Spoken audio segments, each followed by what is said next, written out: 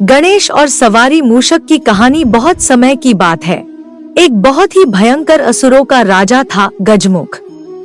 वह बहुत ही शक्तिशाली बनना और धन चाहता था। वह साथ ही सभी देवी देवताओं को अपने वश में करना चाहता था, इसलिए हमेशा भगवान शिव से वरदान के लिए तपस्या करता था।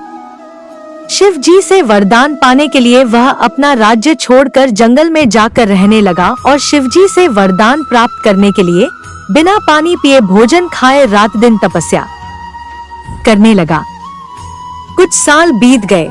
शिवजी उसके अपार तप को देखकर प्रभावित हो गए और शिवजी उसके सामने प्रकट हुए।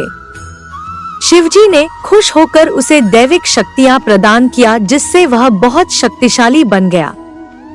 सबसे बड़ी ताकत जो शिवजी ने उसे प्रदान किया वह यह था कि उसे किसी भी शस्त्र से नहीं मारा जा सकता। असुर गजमुख को अपनी शक्तियों पर गर्व हो गया और वह अपने शक्तियों का दुरुपयोग करने लगा और देवी देवताओं पर आक्रमण करने लगा। मात्र शिव, विष्णु, ब्रह्मा और गणेश ही उसके आतंक से बचे हुए थे। गजमुख चाहता था कि हर कोई देवता उसकी पूजा करे। सभी देवता शिव, विष्णु और ब्रह्मा जी के शरण में पहुंचे और अपनी जीवन की रक्षा के लिए गुहार करने लगे।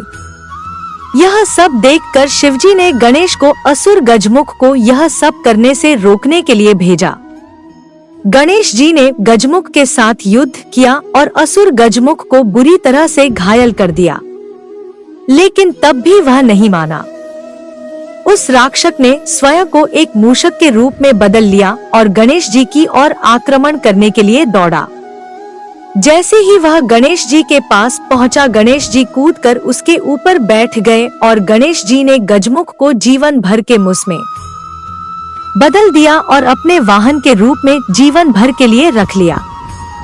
बाद में गजमुख भी अपने इस रूप से खुश हुआ और गणेश जी का प्रिय मित्र भी बन गया।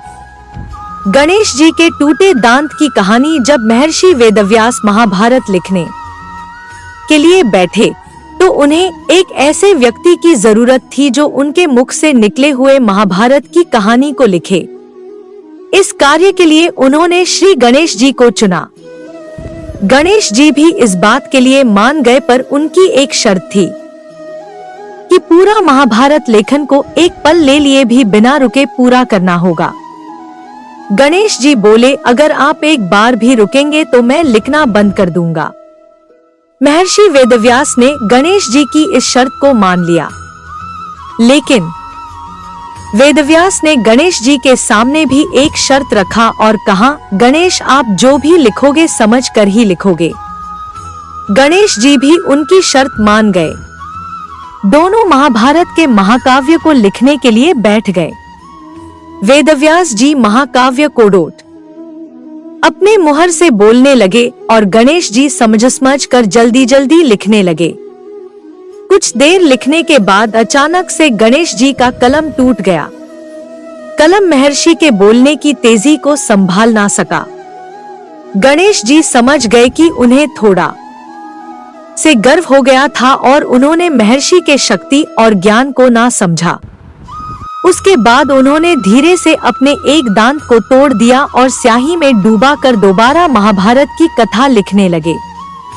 जब भी वेदव्यास को थकान महसूस होता वे एक मुश्किल सा छंद बोलते, जिसको समझने और लिखने के लिए गणेश जी को ज्यादा समय लग जाता था और महर्षि को आराम करने का समय भी मिल जाता था। महर्षि वेदव्यास जी और गणेश जी को महाभारत लिखने में 3 वर्ष लग गए। गणेश चतुर्थी की कहानी एक बार की बात है। सभी देवता बहुत ही मुश्किल में थे। सभी देवगण शिवजी के शरण में अपनी मुश्किलों के हल के लिए पहुंचे। उस समय भगवान शिवजी के साथ गणेश और कार्तिकेय भी वहीं बैठे थे। देवताओं की मुश्किल को देखकर शिवजी ने गणेश और कार्तिकेय से प्रश्न पूछा, तुम में से कौन देवताओं की मुश्किलों को हल करेगा और उनकी मदद करेगा? जब दोनों भाई मदद करने के लिए तैयार हो गए तो शिवजी ने उनके सामने एक प्रतियोगिता रखा। इस प्रतियोगिता के अनुसार दोनों भाइयों में जो भी सबसे पहले पृथ्वी की परिक्रमा करके लौटेगा वही देवताओं की मुश्किलों में मदद करेगा।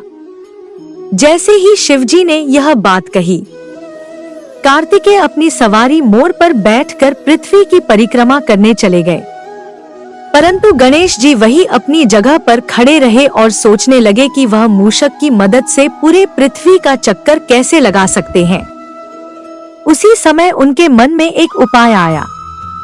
वे अपने पिता शिवजी और माता पार्वती के पास गए और उनकी 7 बार परिक्रमा करके वापस अपनी जगह पर आकर खड़े हो गए। कुछ समय बाद कार्तिकेय पृथ्वी का पूरा चक्कर लगाकर वापस पहुंचे और स्वयं को विजेता कहने लगे। तभी शिवजी ने गणेश जी की ओर देखा और उनसे प्रश्न किया, क्यों गणेश, तुम क्यों पृथ्वी की परिक्रमा करने नहीं गए? तभी गणेश जी ने उत्तर दिया, माता पिता में ही तो पूरा संसार बसा है। चाहे मैं पृथ्वी की परिक्रमा करूं या अपने माता पिता की, एक ही बात है। यह सुनकर शिवजी बहुत खुश हुए और उन्होंने गणेश जी को सभी देवताओं के मुश्किलों को दूर करने की आज्ञा दी। साथ ही शिवजी ने गणेश जी को यह भी आशीर्वाद दिया कि कृष्ण पक्ष के चतुर्थी में जो भी व्यक्ति तुम्हारी पूजा और व्रत करेगा उसके सभी दुख दूर होंगे और भौतिक सुखों की प्राप्ति होगी।